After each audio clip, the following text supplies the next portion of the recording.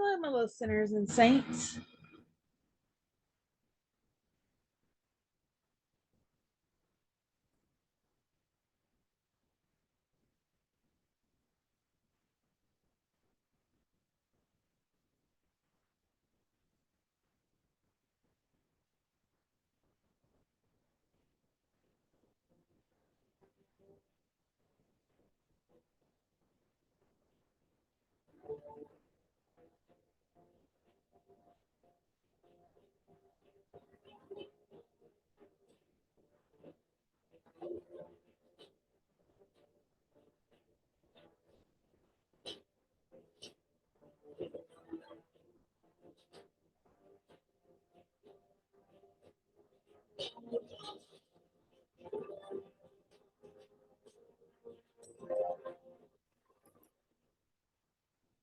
We're going to be looking at 12-year-old killers today. There's your warnings. Killer's fault. The three cases we're going to look at is Catherine Jones, Jasmine Richardson, and Sharon Carr.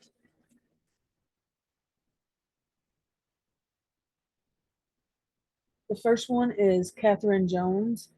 And I don't know why, I'm assuming just because of the title that they didn't add the little brother into the equation too. They added him into the story, just not as prominent as the sister. This is them grown up. This is where they thought that a robbery had took place. The police received a 911 call. This was in Florida in 1999. And when they arrived at the residence, they went inside and they found the body of Nicole Speight, Speigt. They thought the apartment had been robbed, but two children, Curtis, 12, and Catherine, 13, was missing.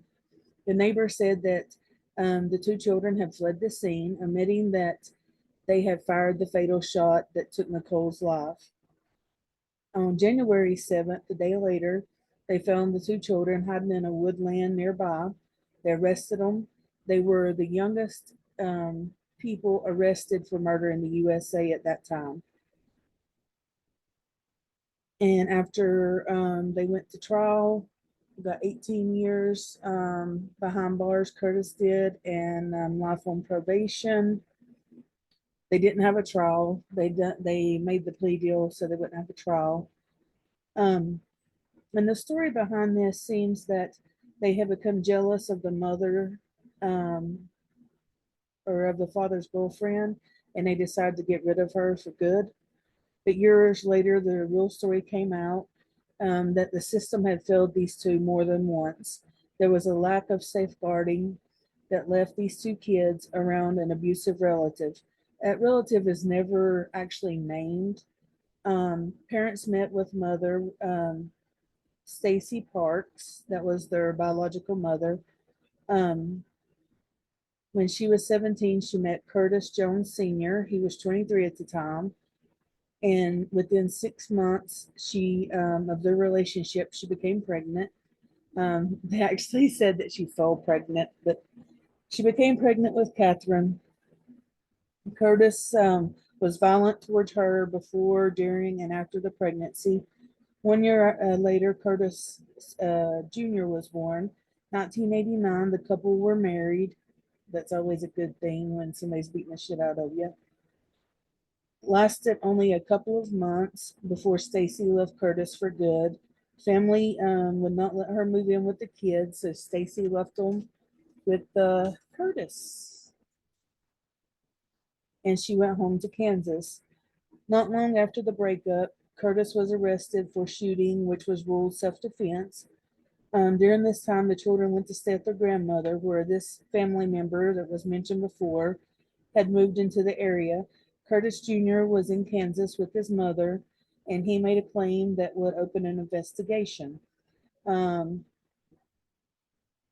SA later claimed, if you know what I'm saying, SA, claimed is what he claimed, and said that once he talked to his dad, that it always seemed to go away, that they just made it up, and that it was a trusted family member. And later on, that person was convicted of sexual abuse with an underage girl. Just months before the murder of Nicole, Catherine ran away from home. CPS followed up. Catherine later told the truth about what was happening, performing SA acts, actually, just S acts. This is such bullshit. You can't say words. Father did not believe her and made her deny all the acts. On 1/6 of 1989, Nicole was working on a jigsaw puzzle and only one in the house at the time. Curtis Jr. had come in with one of his dad's handguns, shot Nicole in the chest. He hit her with 4 out of the 9 bullets that he fired, and tried covering their tracks by putting her body in the bathtub and cleaning the house of the blood. The neighbor knocked on the door and discovered Nicole's death, and there was a list of 4 people that they wanted to kill. Curtis left prison, an ordained minister, and Catherine met and fell in love with a sailor while she was in prison. I don't know how she met this sailor guy.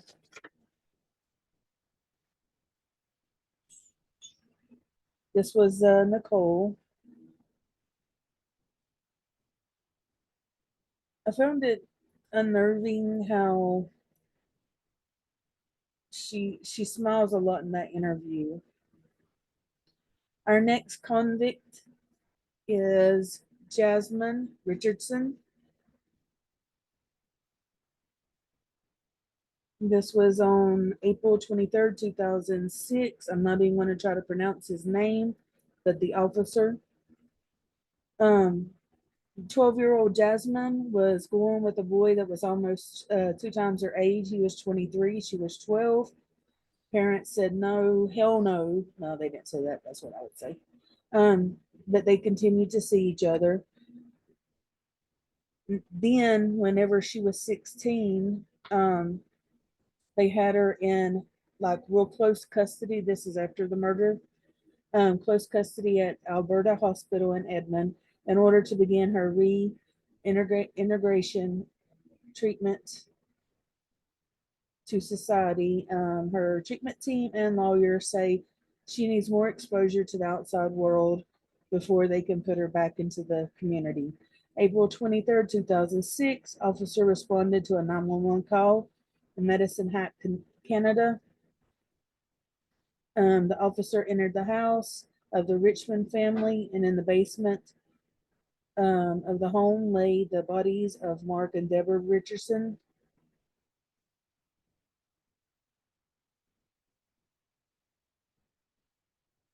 Deborah had been stabbed 12 times. Mark tried defending himself but was stabbed 24 times. Sorry, Missy. Additionally, in one of the bedrooms, the officers found Jacob Tyler, which is 8 years old, and he was dead. This is also one of their children. I'm assuming maybe not uh, biologically, well, I guess biologically her brother, but like stepbrother. He had been strangled, stabbed, and his throat cut.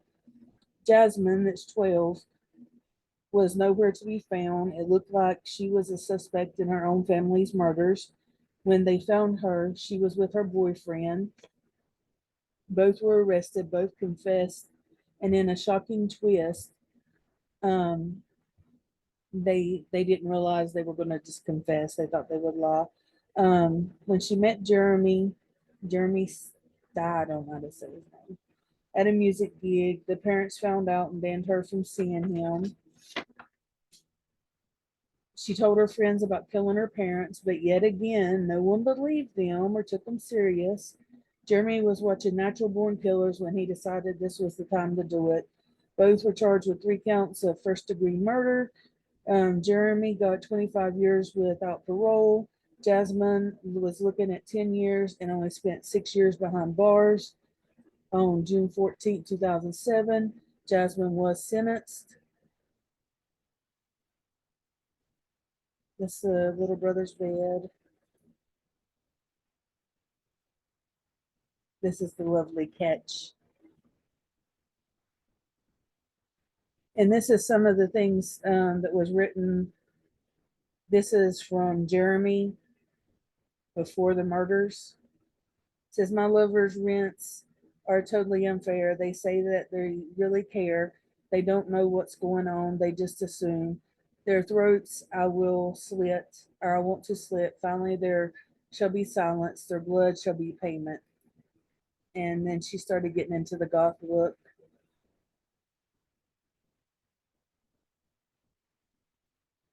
And this is what she wrote to Jeremy.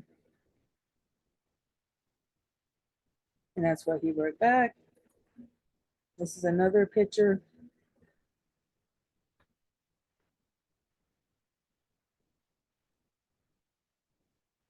And I think that he's still in prison. I don't know, but they both could be out by now. So lock your doors, okay? Or no, that was in Canada, wasn't it? That was Canada. My bad. Okay, the last one is the best one. Sharon Carr. Oh, what a web we weave. Okay, so she killed an 18-year-old girl. Generally, when women kill, they just use enough force to get the job done and not overkill. But in June 1994, she attacked a pupil at Collingwood Comprehensive College in Surrey, England. She used a knife for no apparent reason, brought about. Oh, there wasn't a reason for her stabbing her. Um, and this obviously led to the arrest of Sharon. She stabbed Annie. Let's see here.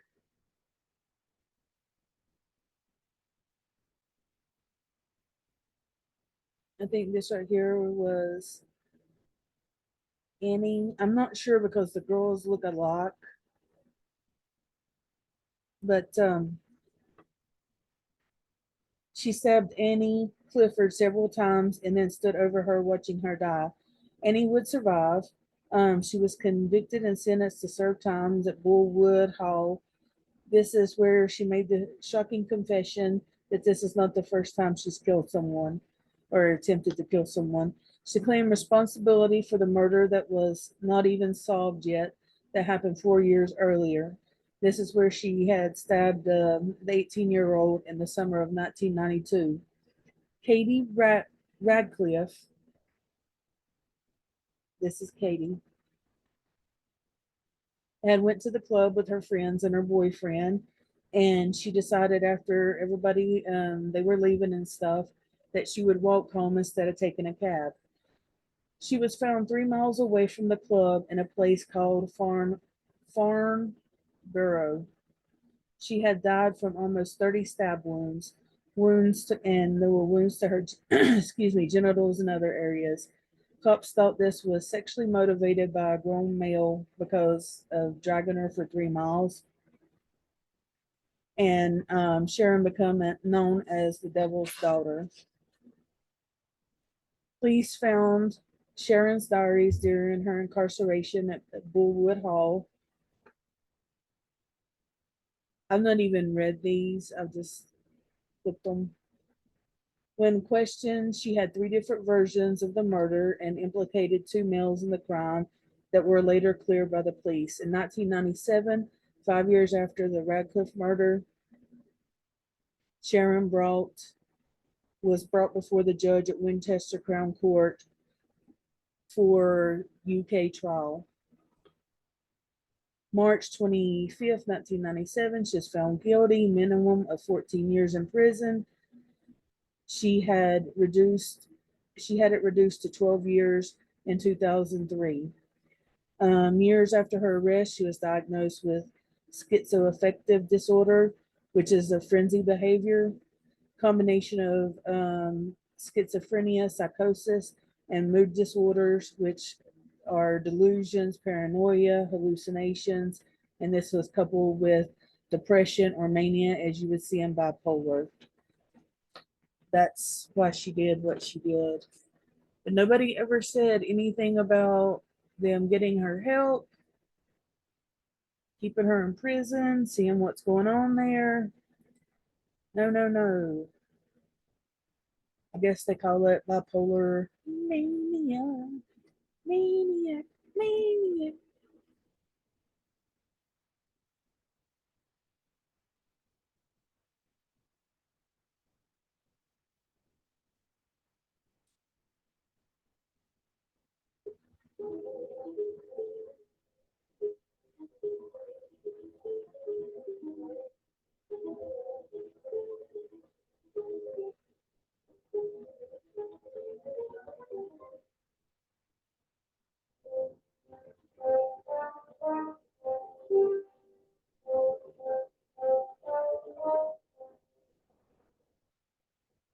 Thank y'all for watching, and I will see you soon.